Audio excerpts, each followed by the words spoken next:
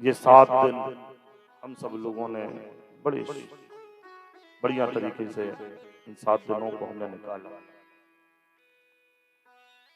सप्त दिवस की भागवत कथा, सप्त दिवस की शिव कथा, सप्त दिवस की राम कथा, इनका एक ना एक दिन विश्राम हो जाता है, लेकिन इनसे हमें भी कुछ सीख प्राप्त होती है। जो चीज प्रारंभ होती है तो उसको एक ना एक दिन विश्राम लेना पड़ता है। हम भी कहीं ना कहीं से प्रारंभ हुए हैं क्या? हम भी कहीं ना कहीं से प्रारंभ हुए हैं, पैदा हुए हैं, जन्म हुआ है, वहीं से तो हमारा जीवन शुरू हुआ है ना, प्रारंभ हुआ। एक ना एक दिन तो हमें भी विश्राम लेना पड़ेगा। कहते जैसे दुख का भरोसा नहीं रहता, वैसे ही मृत्यु का भरोसा नहीं रहता, और मृत्यु कष्ट नहीं देती। मृत्यु कष्ट नहीं देती। मोह जो हमारा परिवार में जुड़ा रहता है, मकान में जुड़ा रहता है, संपत्ति में जुड़ा रहता है, उससे हमें कष्ट प्राप्त होता है। जैसे उदाहरण के लिए नित्य प्रति हम रात्रि में सोते हैं, सोने के बाद क्या हमें पता रहता हम कहाँ जा रहे हैं? नहीं पता रहता। रात में सोए, सुबह उठे, कोई कष्ट नहीं। मृत्यु को भी सोना ही कहा गया है, लेकिन एक दिन जो रात में हम सोते उसमें हमें कष्ट प्राप्त नहीं होता। क्यों? क्योंकि हमें पता है हम रात में सो रहे हैं, सुबह उठेंगे, फिर हमारे जो सगे संबंधी में हमको मिल जाएंगे, हमारा मकान मिल जाएगा, हमारे जो हमने समाज में प्रतिष्ठा बनाई है वह प्रतिष्ठा मिल जाएगी। लेकिन जब मृत्यु की सैया पर सोने के लिए तैयारी करना पड़ती है तो कहते हैं उस समय हमें इसलिए तो कष्ट होता है क्योंकि मृत्यु के बाद हमें ये सब फिर प्राप्त नहीं होगा। ना हमें ये घर मिलेगा, ना हमें यह संसार मिलेगा, ना हमारे सगे संबंधी मिलेंगे, ना वह माता पिता मिलेंगे, ना वह पुत्र पुत्रियां मिलेंगी, कुछ नहीं मिलेगा। लेकिन इस कष्ट को भी हम दूर कर सकते हैं। बोले कैसे महाराज? बोले संसार में मोह सकल व्याधिन कर मूला। इस संसार में सभी प्रकार की व्याधियों का मूल है मोह। जाना निश्चित है, लेकिन हम जाने की तैयारियां नहीं करते, इस कारण से हमें कष्ट होता है।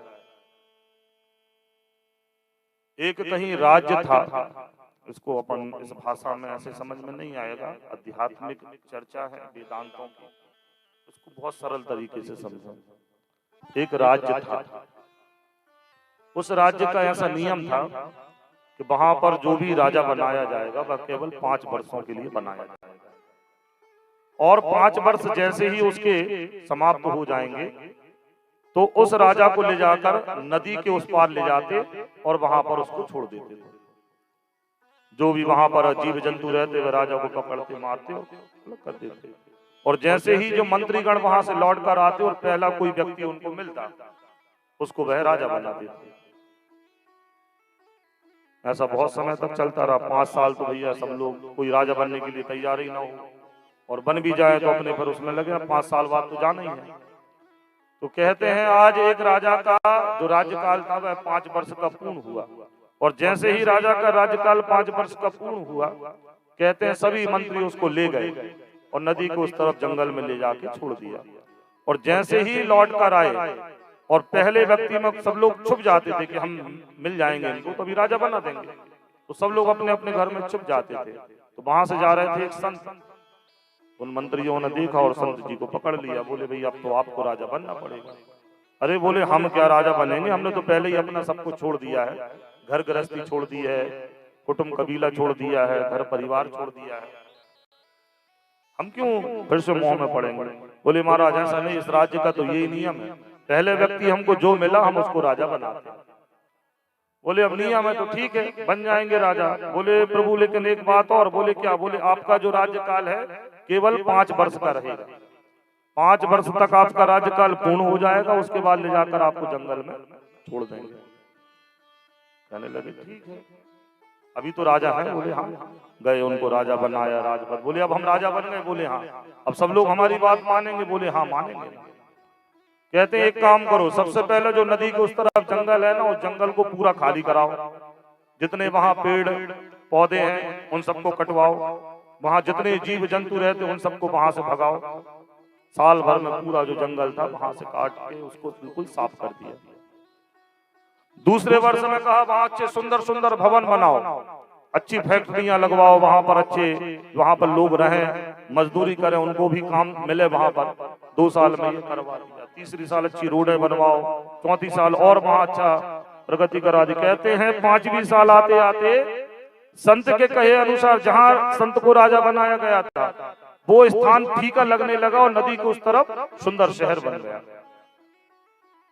जैसे ही 5 वर्ष पूर्ण हुए, संत कहने लगे भैया चलो 5 वर्ष पूर्ण हो गए, अब हमको आप ले जाके छोड़ दो। कहते हैं महाराज अब आपको क्या ले जाएं? बोले यहाँ भी आपके हाथ में लड्डू है और वहां भी आपके हाथ में लड्डू है। बोले ना आपको यहाँ दुख प्राप्त हुआ और ना आपको वहां दुख प्राप्त होगा। इसको कहने का भावार्थ क्या है? हम तैयारियां केवल यहाँ की करते हैं, हम वहां जाने की तैयारियां नहीं करते। यदि हमने वहां जाने की तैयारियां कर ली ना तो फिर हमको कष्ट नहीं होगा। अब चाहे हम यहाँ रहें और चाहे हम वहां रहें।